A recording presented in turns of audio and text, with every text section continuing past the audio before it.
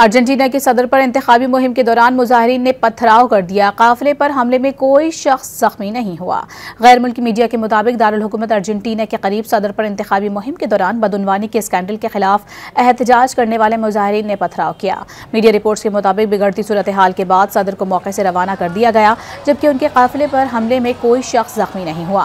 गैर मुल्की मीडिया के मुताबिक अर्जेंटीना के सदर अक्टूबर में होने वाले मिड टर्म इलेक्शन के सिलसिले में इंतखाबी मुहिम चला रहे थे। इस मौके पर वो एक पिकअप ट्रक के पीछे गाड़ी में सवार थे। इसी दौरान मुजाहिरीन ने उनकी गाड़ी पर पत्थर और बोतलें फेंकी।